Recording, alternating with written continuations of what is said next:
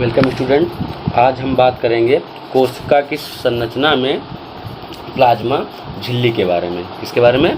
Plasma झिल्ली के बारे में, प्लाज्मा मेम्ब्रेन। तो प्लाज्मा झिल्ली क्या होती है? प्लाज्मा झिल्ली जीवकला कोशिका द्रव्य की वह बाहरी सीमा है जो विभिन्न प्रकार के अणुओं तथा आयनों के अंदर आने जाने पर नियंत्रण रखती है तथा कोशिका द्रव्य में आयनों की सांद्रता के अंदर को बनाए रखने में मदद करती है। यानी कि प्लाज्मा झिल्ली जो होती है वो क्या है? जीवकला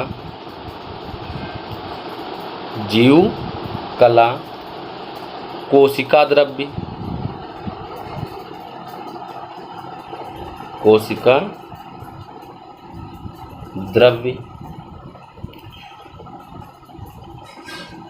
बाहरी, यानी कि ये जो लेयर होती है, ये जो बाहरी सीमा होती है, जो विभिन्न प्रकार के अणु, यानी कि इस लेयर के द्वारा जो अणु होते हैं अनेक प्रकार के या फिर आयन होते हैं, उनको अंदर आने जाने पर नियंत्रण रखती है।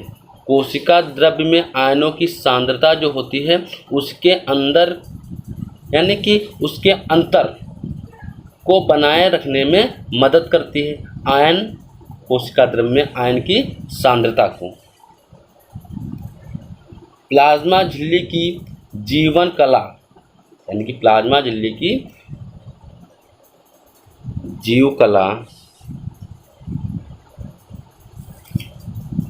बायोलॉजिकल मेम्ब्रेन, जीवकला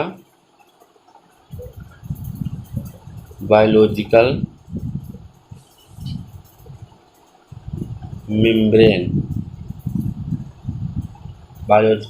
मेम्ब्रेन तथा प्लाज्मा लेमा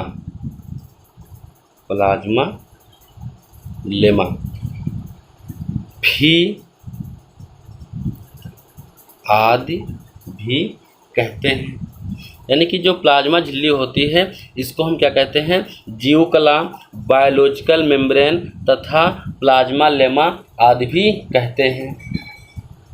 कुछ पॉइंट पढ़ लेते हैं इसमें। पहला पॉइंट, यह जंतु तथा वनस्पति कोशिकाओं दोनों में पाई जाती है।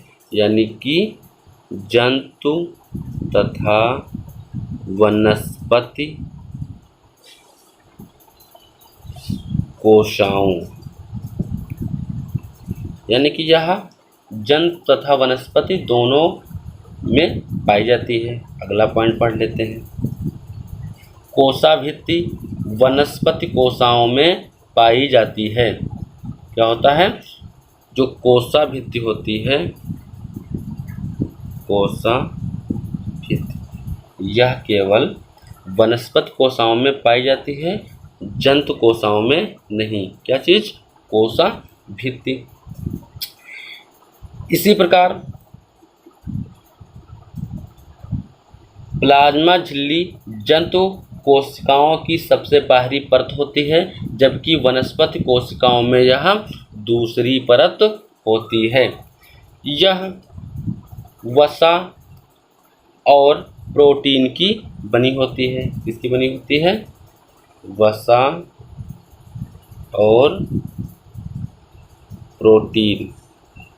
यह वसा और प्रोटीन की बनी होती है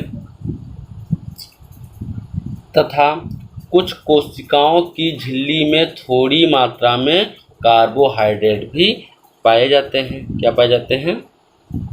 कार्बोहाइड्रेट्स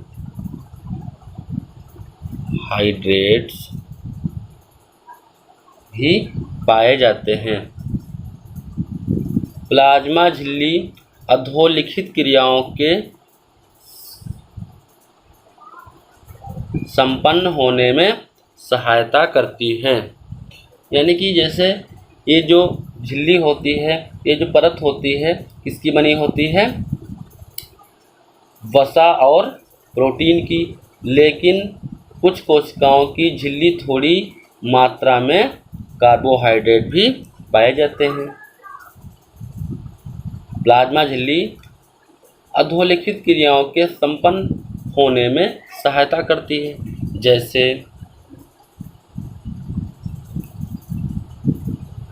पारगम्यता, परासरण, विसरण,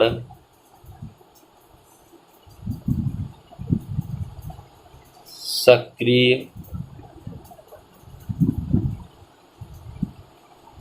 आवागमन,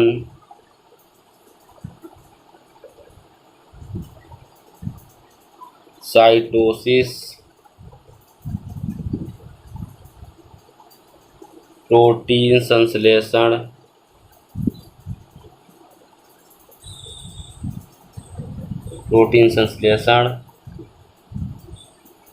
डीएनए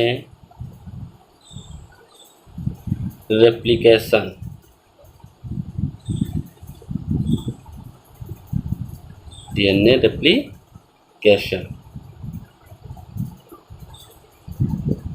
यानी कि ये जो पॉइंट होते हैं ये क्या होते हैं, यह अनेक प्रकार की क्रियाओं के संपन्न होने में सहायता करती हैं। कौन सहायता करती है? प्लाज्मा झिल्ली।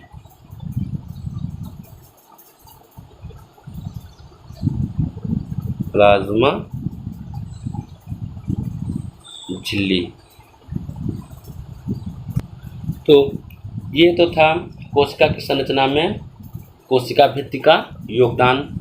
इसी प्रकार से अब हम पढ़ेंगे जीव द्रव्य। क्या पढ़ेंगे? जीव द्रव्य, प्रोटोप्लाज्म, इसके बारे में पढ़ेंगे। तो यह क्या होता है? प्रोटोप्लाज्म कोशिका के अंदर के संपूर्ण पदार्थ को जीव द्रव्य कहते हैं। यानी कि कोई भी अगर एक सेल बनी हुई है, ठीक है, तो उसके अंदर जो भी पदार्थ पाया जाता है, संपूर्ण यानी कि पूरा जो भी पदार्थ होता है उसे क्या कहते हैं?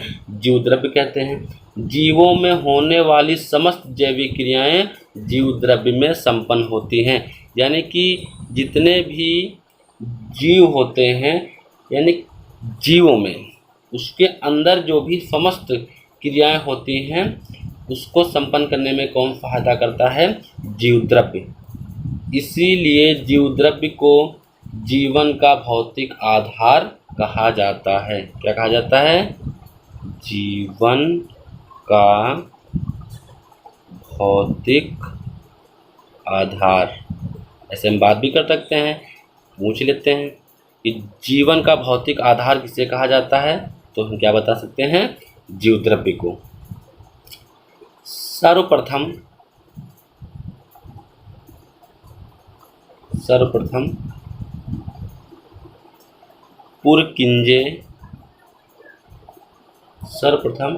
पुरकिंजे तथा एच.बी. मोहल। सर्वप्रथम पुरकिंजे तथा एच.बी. मोहल ने इस पदार्थ का नाम प्रोटोप्लाज्म रखा। यानी कि ये जो प्रोटोप्लाज्म नामकरण था यह सबसे पहले पुरकिंजे तथा एच.बी. मोहल ने रखा था। इसके निम्नलिखित गुण हैं। क्या है? इसके निम्नलिखित गुण हैं। तो पहला गुण भौतिक गुण।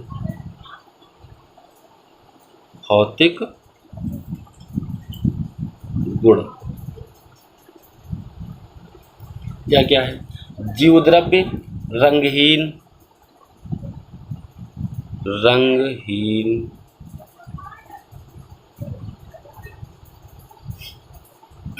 जीव द्रव्य रंगहीन, अपारदर्शक, अर्धतरल, रंगहीन, अपारदर्शक,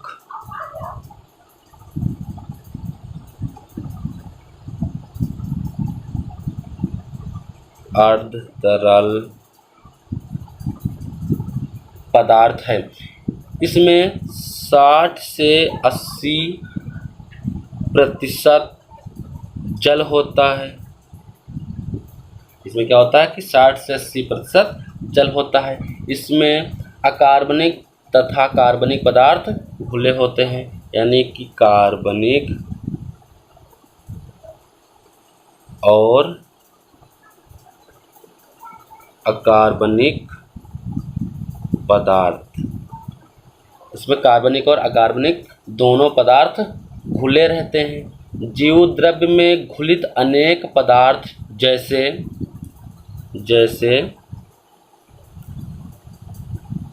शक्कर, नमक तथा खनिज लवण, आयन या अणु के रूप में रहते हैं। यानी कि जीवद्रव्य में घुलित अनेक पदार्थ जैसे शक्कर, नमक तथा खनिज लवण, आयन या अणु के रूप में रहते हैं। इस प्रकार के घोल को क्रिस्टलीय घोल कहते हैं। कौन सा घोल कहते हैं? क्रिस्टलीय घोल। यानी कि इस प्रकार का जो घोल होगा उसे क्या कहेंगे? क्रिस्टलीय घोल कहते हैं। जीवद्रव्य में घुले हुए अनेक कार्बनिक पदार्थों, प्रोटीन वसा के कण अणुओं से बड़े होते हैं, क्योंकि अणु समूहों में जुड़े होते हैं। इस प्रकार के घोल को कोलाइड घोल कहते हैं। कौन सा घोल कहते हैं? कोलाइडल। इस प्रकार के घोल को कोलाइडल घोल कहते हैं। कोलाइडल घोल कहते हैं तथा उसमें घुलित कणों को कोलाइड कहते हैं। उसमें जो घुलित कण होते हैं उसे क्या कहते हैं? कोलाइड। इसे क्या कहते हैं? कोलाइड। इससे स्पष्ट होता है कि जीवद्रव्य एक क्रिस्टलो कोलाइडल घोल है। क्या है? क्रिस्टलो कोलाइडल घोल है। तो आज की क्लास के लिए इतना ही। Thank you class.